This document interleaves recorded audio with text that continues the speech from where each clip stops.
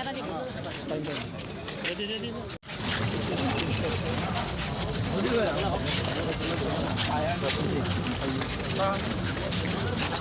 Video হলে তই যে ফটো লৈছে ভিডিও নলয়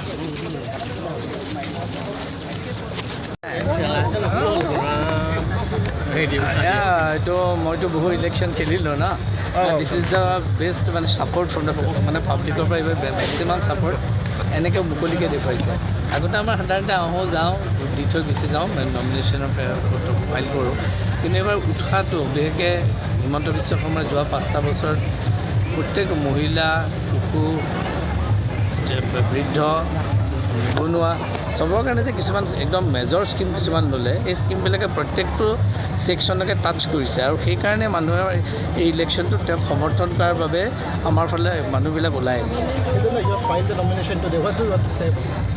No, this is a normal procedure for me. I will fight and I will win. That's all. And Gaurav Gogoi also, with a vast supporter, came here. No, that's a different issue. I am not jealous of him. But I think that the people of Jorhat will support me, not Mr. Gogoi.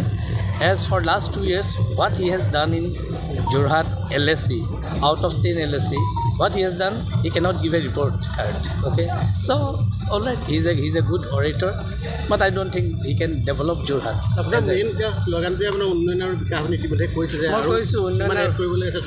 আমি কেইটামান কথা সাংঘাতিক আমাৰ medical কলেজখনত মানে আমি super speciality হস্পিটেলৰ যিটো কথা এইটো খুব ফাষ্ট ৱে কাম কৰিব লাগিব কাৰণ দুখীয়া মানুহবিলাকৰ কাৰণে বৰ দিগদাৰ মানে এইবিলাক খুব মানে যথেষ্ট টকা লাগেতো কিন্তু চৰকাৰী হ'লে বহুতখিনি কথা সহজ হয় আৰু আমাৰ চৰকাৰী হস্পিটেলত সিমান সুবিধা নাই কাৰণে বহুত দুখীয়া মানে ছুপাৰ স্পেচিয়েলিটি হস্পিটেলত অলপ দিন থোৱাৰ পিছত গুচি আহিবলগীয়া হয় আৰু ছেকেণ্ড কথাটো হৈছে ব্ৰহ্মপুত্ৰৰ পৰা পানী আনি আৰ্চিডিং মুক্ত পানী গাঁৱত দিয়া আমি বৰ আনফৰ্চুনেট যে তৰুণ গগৈৰ দিনত 300 কোটি টকা তেওঁলোকে পাইছিল ৰংলি তাক ইউজ কৰা হ'ল প্ৰথম অৱস্থাত আমি আহি পেলাই যেতিয়া এম এল এ হ'লোঁ পাইপবিলাকহে দেখিছিলোঁ পানীৰ কাৰণে একো চিন্তাই কৰা নাই পানী উলিওৱা আজি আমি যোৰহাটত 200 কোটিত প্ৰায় 150-60 কিন্তু 200 মানে হ'বগৈ এই কথাটো মাননীয় মুখ্যমন্ত্ৰীটো এলাউ কৰিলে যদিও আমাৰ 300 কোটি ইয়াত ৱেষ্ট হৈছিল আমি কথা দিছিলোঁ যে আমি ভালকৈ কাম কৰিম আৰু আজি নগৰত মই অতি আশাবাদী যে বাই নৱেম্বৰ ডিচেম্বৰ প্ৰত্যেকটো ৱাৰ্ডে আপুনি পাব আৰু আমি এগ্ৰিকালচাৰ ইউনিভাৰ্চিটিৰ ছাইডতো আমি পানীৰ দিয়াৰ কথা ওলাইছে সেইটো আমিও ছাপোৰ্ট কৰিম একো দিগদাৰ নাই কিন্তু আৰবানৰ আমি এই বছৰত শেষ কৰিব পাৰিম কাইলৈৰ পৰা প্ৰচাৰ আৰম্ভ হ'ব সমষ্টিটো বহুত ডাঙৰ হ'লেও কিন্তু সময় কম আপোনাৰ ৰাইজৰ প্ৰতি কি নাই মোৰ সময় চাব টিভিত বা মোবাইলত নাই সময় মোৰ এভেইলেবল কাৰণ মই প্ৰত্যেকটো আমাৰ পঞ্চায়তৰ বা প্ৰত্যেকটো ৱাৰ্ডৰ চুবুৰীবিলাক আমি সাধাৰণতে সদায় টাচ কৰি আছোঁ আমি টাচ কৰি থাকোঁ আৰু এইটো নট এ নিউ ফেনামেনা কিন্তু কিছুমান জেগাত আমাৰ যিসকলে পঢ়া শুনা যথেষ্ট আছে তেওঁলোকৰ এনে মেন মিটিংবিলাকত অকণমান তেওঁলোকৰ হেৰিটো এপিৰিয়েঞ্চটো অলপ কম হয় কাৰণ তেওঁলোকৰ কাম থাকে সেইবিলাক জেগাত অকণমান 2-এখন এবাৰ মিটিং কৰি আপুনি লোকৰ কথা কেলৈ সুধি আছোঁ মোৰ বিষয়ে সোধক মই তেওঁৰ কথা একো কোৱাই নাই তেওঁ আমি মানে মোক ভাল লাগিছে সেইদিনা তেওঁ কৈছে মই ভীষ্ম অৰ্জুন মই বেয়া পোৱা নাই এইবোৰ কথা কাৰণ কুৰুক্ষেত্ৰৰ নহয় এইখন জেনেৰেল ৰণে কুৰুক্ষেত্ৰৰ ভীষ্ম শয্যাশায়ী হ'ল সৰসজ্যাতে ভীষ্মক মাৰিব পৰা নাছিল ৰাইজৰ মেণ্ডেটটো ৰাইজে দিব আৰু ৰাইজে দিব মই ৰাইজৰ প্ৰতি মোৰ বিশ্বাস আছে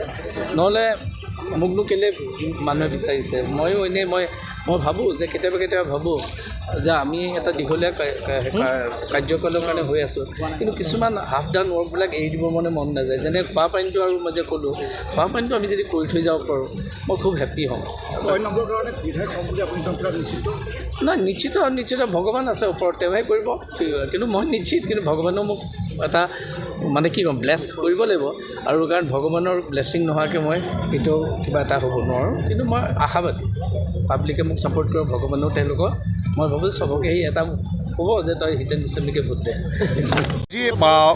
বাকী মই নকওঁ আমাৰ যোৰহাট লোকসভাত মই ইতিমধ্যে শিৱসাগৰ জিলাৰ পৰা আহিছোঁ য'ত সুশান্ত বৰগোহাঁই আৰু আমাৰ কুশল দুৰীদেৱে ইতিমধ্যে আজিৰ দিনটোত মনোনয়ন পত্ৰ দাখিল কৰিছে আৰু আজি মই পাইছোঁহি ইয়াত আমাৰ মিত্ৰ দলৰ 4গৰাকী সন্মানীয় প্ৰাৰ্থী হিতেন্দ্ৰ নাথ গোস্বামী ডাঙৰীয়া অগপৰ তিয়কৰ বাবে বিকাশ শইকীয়া ডাঙৰীয়া ধীৰাজ গোৱালা তিতাবৰৰ বাবে আৰু মৰিয়নিৰ বাবে ৰূপজ্যোতি কুৰ্মী ডাঙৰীয়াই আজি মনোনয়ন পত্ৰ দাখিল কৰিছে আমাৰ এই কোৰ্ট ফিল্ডৰ ওচৰত গোটেই যোৰহাটখন সম্পূৰ্ণ গেৰুৱা হৈ আছে। মই দেখিছোঁ যে আলিয়ে পদূলিয়ে ঘৰে দুৱাৰে মানে সকলোতে কেৱল আমাৰ পদুম ফুলৰ পতাকা সগৌৰৱে মানুহে ধৰি আগুৱাই গৈ আছে। গতিকে খুব সুন্দৰ দিন। আৰু আমাৰ যোৰহাটৰ সন্মানীয় বিধায়ক বৰ্তমানৰ বিধায়ক যি আমাৰ এইবাৰ প্ৰক্ষেপিত মিত্ৰজোঁটৰ প্ৰাৰ্থী হিতেন্দ্ৰনাথ গোস্বামী ডাঙৰীয়া, তেখেতৰ বিষয়ে আমাৰ নতুনকৈ ক'বলগীয়া একো নাই। সেই তাহানিৰ অস্তিত্ব ৰক্ষা আন্দোলনৰ পৰা আজি পৰ্যন্ত সমাজ সংস্কৃতি আৰু ৰাজনৈতিক ক্ষেত্ৰত তেখেতৰ যি নিৰৱচ্ছিন্ন অৰিহণা আছে যোৰহাটবাসী ৰাইজে বুলি নহয়, আমি সমগ্ৰ অসমবাসী দেখিছোঁ। বিশেষকৈ তেখেতে যেতিয়া অসম বিধানসভাৰ অধ্যক্ষ পদ শুৱনি কৰিছিল, কিদৰে তেখেতে বিধানসভাখনৰ পবিত্ৰতা ৰক্ষা কৰি পৰিচালনা কৰিছিল, সেইবিলাকো আমাৰ সকলোৰে মানসপটত আছে। এগৰাকী অতি বিনয়ী, এগৰাকী নম্ৰ, বুদ্ধিদীপ্ত আৰু এগৰাকী সম্পূৰ্ণ জ্ঞানী এগৰাকী ব্যক্তি, যি সচাৰ্থত যোৰহাটক প্ৰতিনিধিত্ব কৰাৰ সম্পূৰ্ণ যোগ্যতা আছে বুলি যোৰহাটবাসী ইতিমধ্যে বাৰে বাৰে স্বীকৃতি দি আহিছে। এইবাৰ আমাৰ বহুকেইগৰাকী যোগ্য প্ৰাৰ্থী নাম তালিকাত আছিল যদিও তাৰ মাজত সকলোৰ প্ৰতি শুভেচ্ছাৰ শ্ৰদ্ধা জনায়ো দলে আমাৰ হিতেন্দ্ৰনাথ গোস্বামীক আমাৰ সকলোৰে উমৈহতীয়া প্ৰাৰ্থী হিচাপে প্ৰক্ষেপ কৰিছে। আমি নিশ্চিত যে যোৰহাটবাসী ৰাইজে আশীৰ্বাদ দিব। কাৰণ মূল কথাটো হ'ল অসমৰ অন্য প্ৰান্তৰ দৰে আমাৰ ৰাজনৈতিক সামাজিকভাৱে সচেতন যোৰহাটবাসী ৰাইজেও ডাবল ইঞ্জিন চৰকাৰৰ সৈতে সদায় সংযুক্ত হৈ থাকিব বিচাৰে। অৰ্থাৎ কেন্দ্ৰত বিজেপি, ৰাজ্যত বিজেপি। গতিকে কিয়নো আমাৰ যোৰহাটখন বা যোৰহাটৰ ৱাৰ্ড, গাঁও ইত্যাদি আমাৰ বিজেপি চৰকাৰ নহ'ব। মানে অৰ্থাৎ প্ৰত্যেকটো ৱাৰ্ড, গাঁৱৰ পঞ্চায়তৰ পৰা আমাৰ যোৰহাট চহৰখনলৈকে সকলোবিলাক প্ৰগতিৰ সৈতে থাকিব, হিমন্ত বিশ্ব শৰ্মাৰ সৈতে থাকিব। এতিয়া আমাৰ ইয়াত আচলতে বিকাশ লাগে, উন্নয়ন লাগে। সেইকাৰণেই মোদী ডাঙৰীয়া আৰু হিমন্ত বিশ্ব শৰ্মাদেৱৰ প্ৰতিনিধি সন্মানীয় হিতেন্দ্ৰনাথ গোস্বামীদেৱক ৰাইজে আশীৰ্বাদ দিব বুলি আমি দৃঢ় বিশ্বাসী। লোকসভাৰ সাংসদ গৌৰৱ গগৈ আজি বিধানসভাৰ প্ৰাৰ্থী হিচাপে মনোনয়ন দাখিল কৰিছে। যিহেতু আপুনিও ৰাজ্যসভাৰ সাংসদ হিচাপে বা বিভিন্ন জেগাত কৰি আছে, কি ক'ব আজি? চাওক, আমাৰ সদায় বিৰোধী দলৰ প্ৰতি আমাৰ সদায় শুভেচ্ছা থাকে। গণতান্ত্ৰিক এক প্ৰক্ৰিয়াত বিৰোধী দল অতি গুৰুত্বপূৰ্ণ। তাৰ সন্মানীয় ৰাজ্যিক সভাপতিগৰাকীয়ে আজি মনোনয়ন পত্ৰ দাখিল কৰিছে, আমাৰ তেখেতলৈ শুভেচ্ছা আছে।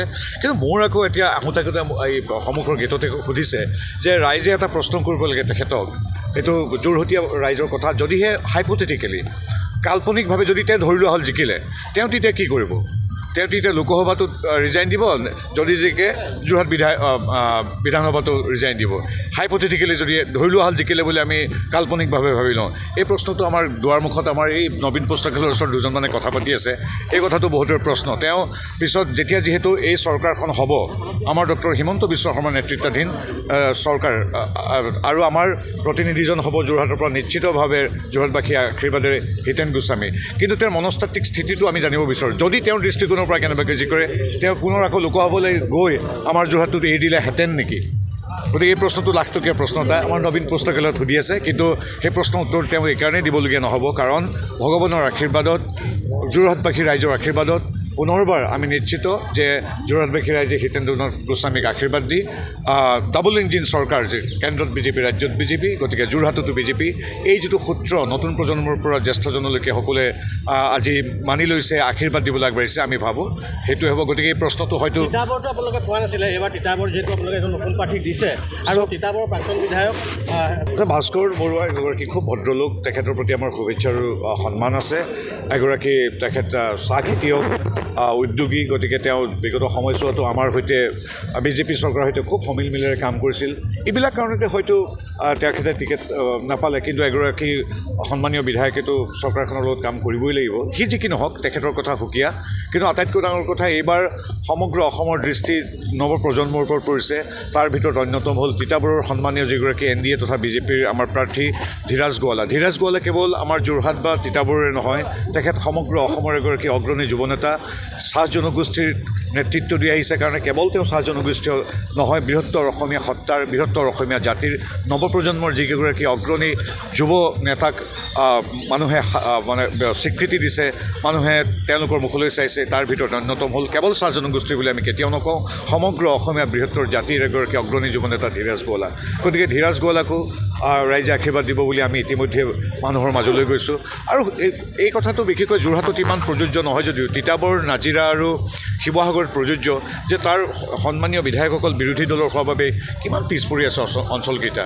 আজিৰ তাৰিখত আমাৰ হিতেন্দ্ৰনাথ গোস্বামীদেৱে দুইখন চৰকাৰৰ সহযোগত যোৰহাটখনৰ আন্তঃগাঁথনি কেনেকৈ আগুৱাই নিছে আমি দেখিছোঁ। সিদিনা ফ্লাইঅভাৰখন মুকলি হৈছে। ভাৰতৰ ভিতৰতে অন্যতম সুন্দৰ এখন স্বৰাজ উদ্যান আমাৰ কাৰাগাৰত নিৰ্মাণ হৈছে, বা পথ আলি পদূলি বা আমাৰ লাচিত বৰফুকনৰ মৈদামৰ পৰা আৰম্ভ কৰি আমি তিলিকীয়াম লহপহীয়ালৈকে, গতিকে আমি দেখিছোঁ কেনেকৈ যোৰহাট আগবাঢ়ি গৈছে। এই উন্নয়ন সকলোৱে বিচাৰে, তিতাবৰতো বা আমাৰ নাজিৰা শিৱসাগৰতো। গতিকে আমি ভাবোঁ ৰাজনৈতিকভাৱে সচেতন ব্যক্তিসকলে তিতাবৰকো যোৰহাটবাসীয়ে যিদৰে সদায় নিজকে ডাবল ইঞ্জিনৰ সৈতে সংযুক্ত কৰে, এইবাৰ আমাৰ ধীৰাজ গৌলাক ৰাইজে আশীৰ্বাদ দিব। তিতাবৰো আমি এইবাৰ জিকাৰ সম্পূৰ্ণ সম্ভাৱনা আছে, আমি প্ৰবল আত্মবিশ্বাসী। যিকোনো খবৰৰ বিজ্ঞাপনৰ বাবে যোগাযোগ কৰক 7896121996।